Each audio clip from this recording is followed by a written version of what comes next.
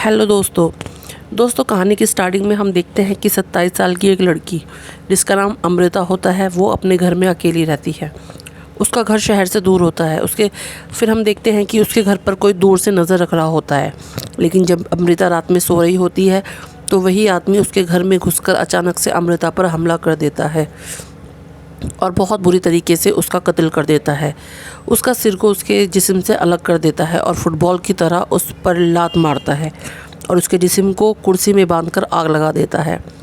दूसरे सीन में हम देखते हैं कि तापसी पानू जो कि एक वीडियो गेम डिज़ाइनर होती है और जिनका नाम सपना होता है, वो भी अपनी हाउसमेट कलम्मा के साथ अकेली रहती हैं। सपना एक मानसिक बीमारी से जूझ रही होती है, जिस वजह से अतीत में उसके साथ हुए हादसे की तारीख पास आने पर उसका दम घुटने लगता है और उसे ज़बरदस्त पैनिक अटैक आते हैं। सपना को अंधेरे से बहुत डर लगता है। कहानी में एक भयानक मोड़ तो तब आता है जब सपना को पता चलता है कि उसने जो अपने हाथ पर टैटू बनवाया है वो कोई आम टैटू नहीं है, बल्कि मेमोरियल टैटू है। इस टैटू की स्याही में किसी मरे हुए की अस्थियों की राख मिलाई जाती है। ये टैटू लोग अपने करीबी को हमेशा अपने पास रखने के लिए बनवाते हैं। इसके बाद सपना को फिर पता चलता है कि उसके टैटू में जिसकी राख है वो उसी 27 साल की लड़की की राख है जिसका बहुत बेरहमी से कत्ल हो चुका है। ये सब सुनकर सपना बहुत परेशान होती है, क्योंकि जब से सपना ने वो टैटू कराया होता है तब से उसकी लाइफ में सब कुछ उल्टा सीधा हो रहा होता है। सपना फैसला करती है कि वो उस टैटू को अब रिमूव करा लेगी, लेकिन जैसे ही वो टैटू रिमूव कराने के लिए डॉक्टर के पास जाती है और जैसे ही टैटू रिमूव होने के लिए डॉक्टर उसके हाथ को पकड़ते हैं, वैसे ही सपना के हाथ में बहुत भयानक दर्द होता है और वो जितनी बार टैटू को रिमूव कराना चाहती है वो उतनी बार ही उसके हाथ में भयानक दर्द होता चला जाता है। इस वजह से सपना अपना टैटू रिमूव नहीं करा पाती। दूसरी तरफ सपना अपना अतीत नहीं भुला पाती और उसको याद करके वो डिप्रेशन में जाने लगती है और सुसाइड करने की कोशिश करती है, जिससे वो ज़ख्मी हो जाती है। जब सपना हॉस्पिटल से घर आती है तो उसी लड़की की माँ सपना से मिलने आती है जिसकी राख सपना के टैटू में मिली होती है। वो सपना को बताती है शायद उनकी बेटी सपना के ज़रिए उनके पास रहना चाहती है। फिर अगले सीन में हम देखते हैं कि सपना अपने घर में सो रही होती है और वो ही रिकॉर्डिंग सपना के घर के बाहर शुरू हो जाती है, यानी कि वो किलर अब सपना के घर के बाहर होता है।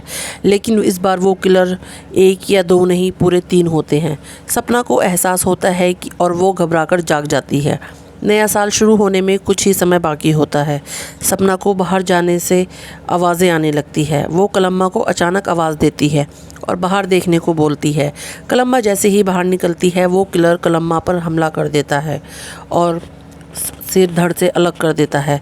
सपना कलम्मा को देखने बाहर निकलती है और वो देखती है कि कलम्मा झूले पर बैठी है। तभी कलम्मा का सिर सामने खिड़की से टकराता है और सपना बुरी तरह डर जाती है। लेकिन तब तक किलर सपना के घर में घुस चुका होता है और वो सपना का सिर अपनी तलवार से अलग करके सपना में आग लगा देता है। अचानक सपना की आवाज़ खुल जाती है। इससे हमें पता चलता है कि सपना एक गहरे ड्रीम में थी और वो उसकी नज़र अपने हाथ पर पड़ती है, जहाँ एक टैटू की जगह 3 टैटू होते हैं और एक टैटू मिट चुका होता है। यानी कि सपना नींद में जो ड्रीम देख रही थी और उसके पास अब 2 लाइफलाइन ही बाकी है। सपना के साथ वही सब दोबारा होता है, लेकिन वो कलम्मा को बाहर जाने से इस बार रोक देती है। लेकिन कलम्मा फिर भी घर से बाहर निकलती है और किलर कलम्मा को मारे उससे पहले कलम्मा वापस घर में आ जाती है। सपना अपने बचाव के लिए पुलिस को कॉल करती है, लेकिन जब पुलिस के 2 आदमी आते हैं किलर उनको भी मार देते हैं और साथ ही सपना को भी मार देते हैं। ऐसे उसकी दूसरी लाइफलाइन भी चली जाती है। अब सपना के पास सिर्फ एक ही लाइफलाइन होती है। इस बार वो एक प्लान से करती है और अपने डर पर काबू रखती है और कलम्मा को सब कुछ बताती है।